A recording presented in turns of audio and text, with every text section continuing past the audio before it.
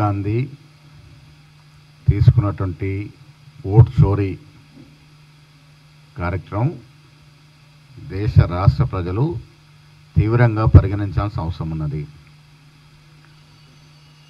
మొదట్లో రాహుల్ గాంధీ గారు మాట్లాడితే ఇది ఆషామాషగా తీసుకున్నారు. మరి రాహుల్ గాంధీ గారు మహారాష్ట్రలో జరిగినటువంటి ఓట్ల ప్రక్రియ అంటే పార్లమెంట్ ఎన్నికల్లో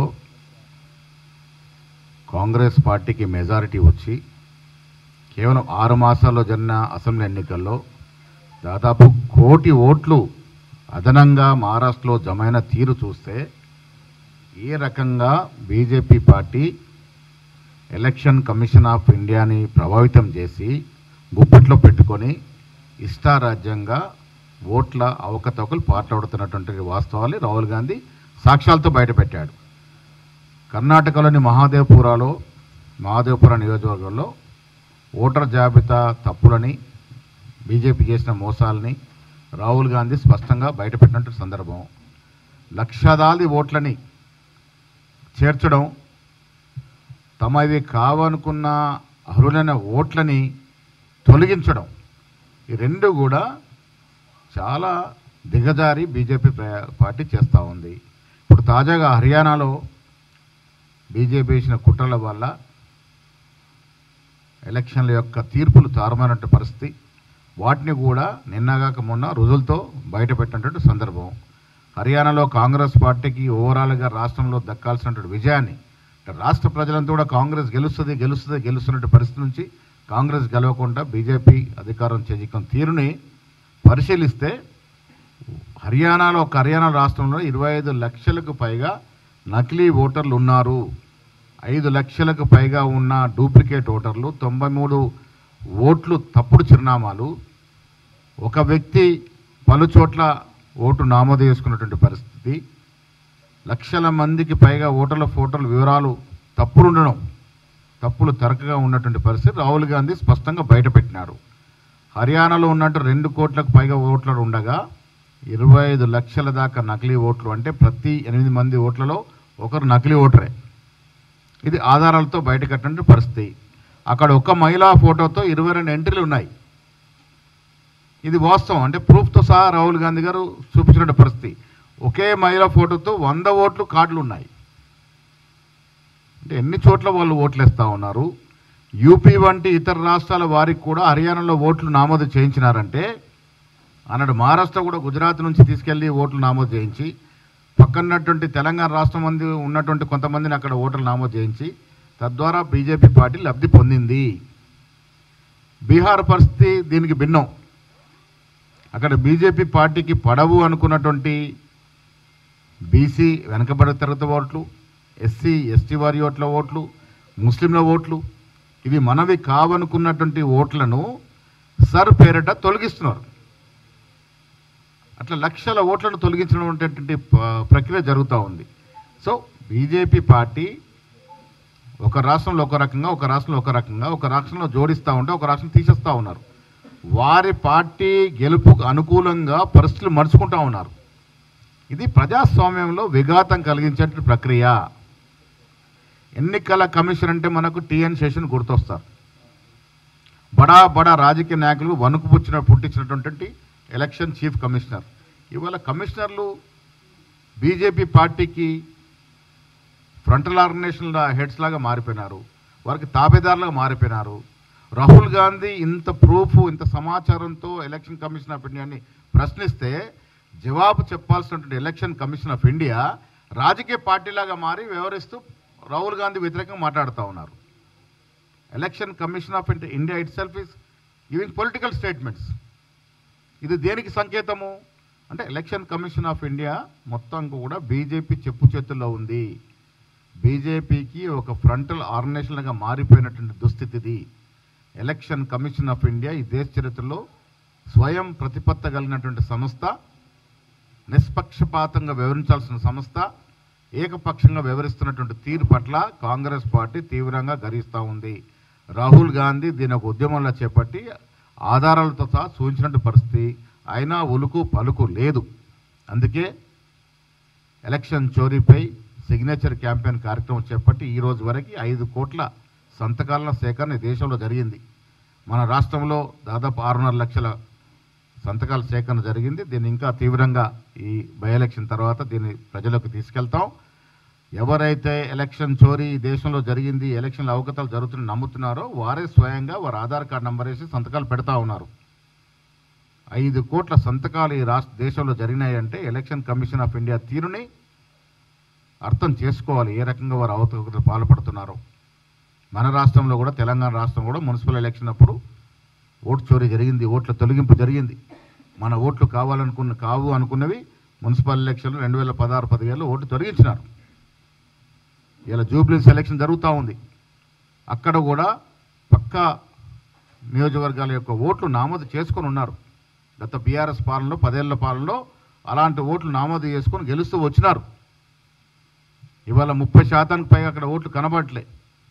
వారి స్థానే కూడా వేరేలతో ఓట్లు వేయించుకునే ప్రయత్నం చేస్తూ ఉన్నారు.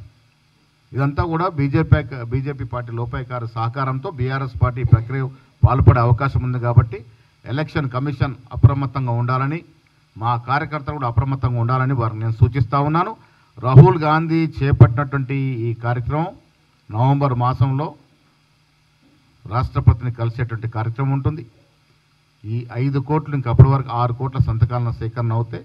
ఫిజికల్ కాపీస్ అన్నీ కూడా మేము ఢిల్లీకి పంపించి రామ్లీలా మైదానంలో ఒక బహిరంగ సభ చేసి ఆ కాపీలన్నీ కూడా ట్రక్కుల్లో, లారీల్లో తీసుకెళ్ళి ప్రెసిడెంట్ ఆఫ్ ఇండియాకి సమర్పించి వారికి వాస్తవాలు వివరించే ప్రయత్నం ఏఐసీ చేస్తుంది. ఆ మార్చిలో ఖర్గే గారు, రాహుల్ గాంధీ గారితో పాటు మా సీనియర్ నాయకులంతా పాల్గొంటారు. మేము మీకు కూడా విజ్ఞప్తి చేసేది, స్వాతంత్రం వచ్చిన తర్వాత అందరికీ ఓటు హక్కు ఒకటే, అది చాలా విలువైనది. ఓటు ద్వారానే ఈ దేశాన్ని పరిపాలించుకునే హక్కు పౌరుడికి ఉంది. వారు ఓటు ద్వారానే ఎవరు ఈ దేశాన్ని పాలించాలి, ఎవరైతే సరిగా ఉంటుందో నిర్ణయించుకునే అధికారం ఆ ఓటు ద్వారా పౌరుడికి కలిగింది.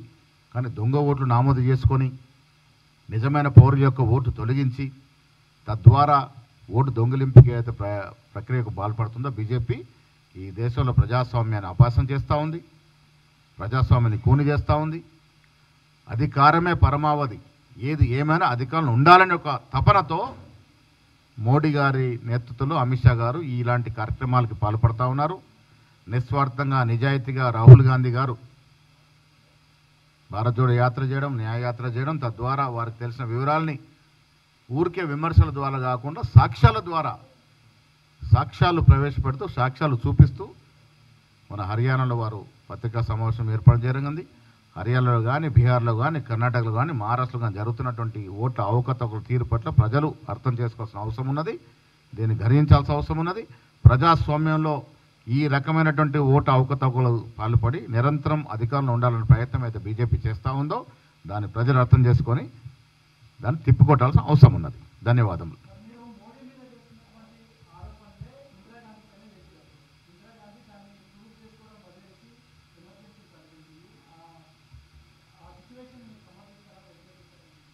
ఇందిరాగాంధీ ఎప్పుడు కూడా ఓటు విషయంలో అవకతవకలకు కానీ ఇలాంటి ప్రక్రియను పాల్పడలే, అది పచ్చి అబద్ధము.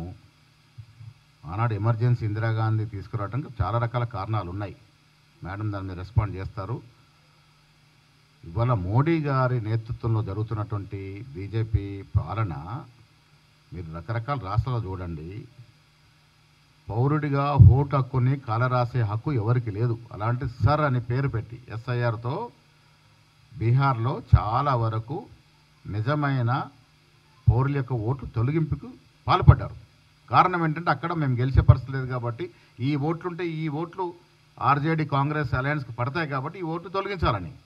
అదే మహారాష్ట్రలో పార్లమెంట్ ఎన్నికలు జరిగినప్పుడు కాంగ్రెస్ పార్టీకి మెజారిటీ రావడంతో బొంబేలెత్తినటువంటి బీజేపీ ఇతర రాష్ట్రాలను తీసుకొచ్చి ఓట్లు నమోదు చేసింది. 6 మాసాల్లో 1 కోటి ఓట్లు ఎట్లా పెరుగుతాయి? ఇది రాహుల్ గాంధీ చేసినటువంటి ప్రశ్న. మీరు ఇందిరాగాంధీ గారి ప్రశ్నకి మేడం సమాధానం చెప్తారు. आपने पूछा इंदिरा जी के इमरजेंसी के बारे में, लेकिन आप और हम सब जानते हैं कि भारत की संविधान के एक आर्टिकल के मुताबिक एक संवैधानिक मामले के तहत, एक संविधान में दर्ज प्रावधान के तहत उन्होंने इमरजेंसी लगाई थी।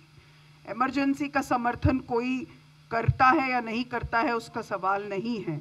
उन्होंने इन्वोक किया एक संवैधानिक प्रावधान का और उसके 1 साल के भीतर उसको समाप्त भी किया और लोगों के बीच चुनाव लड़ने गई। और अगर उस वक्त उन्होंने उस पीरियड में, उस कार्यकाल में किसी भी प्रकार के किसी के लोकतांत्रिक अधिकार पर प्रहार वोट के लिए किया होता तो इमरजेंसी के बाद के चुनाव परिणाम कुछ और रहे होते, वो परिणाम दूसरे नहीं थे।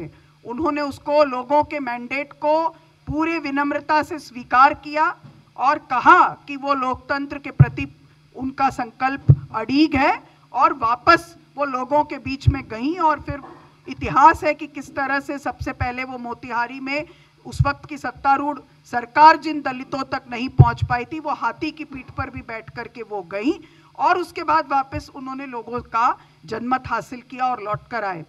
ये उसका प्रसंग नहीं है, लेकिन मैं आप सबको अनुरोध करूंगी कि कभी कुमार केतकर साहब की किताब को जरूर पढ़ना चाहिए कि पूरी दुनिया भर की वैश्विक परिस्थितियां उस वक्त क्या थी, किस तरह के अधिनायकत्व का माहौल उस वक्त चल रहा था और किस तरह के अमेरिकी अधिनायकत्व के शिकार बहुत सारे दूसरे देश थे जो नाम देशों से जुड़े हुए थे, जो गुटनिरपेक्ष देश थे, और किस तरह की परिस्थितियों के चलते फिर उनको ये करना पड़ा। लेकिन उसके बावजूद भी उन्होंने एक संवैधानिक प्रावधान को लागू किया और फिर उसको विड्रॉ किया और वो लोगों के बीच में चुनाव में गई। उसके ठीक विपरीत जो इधर आज हमको देखने को मिलता है, ये सरेआम चोरी है। हरियाणा में 8 सीटों पर, वो सीटों का नाम मैं आपको पढ़ती हूँ: उचना कल्ला, दादरी, असंध, होडल, महेंद्रगढ़, सैफों, घरौंदा और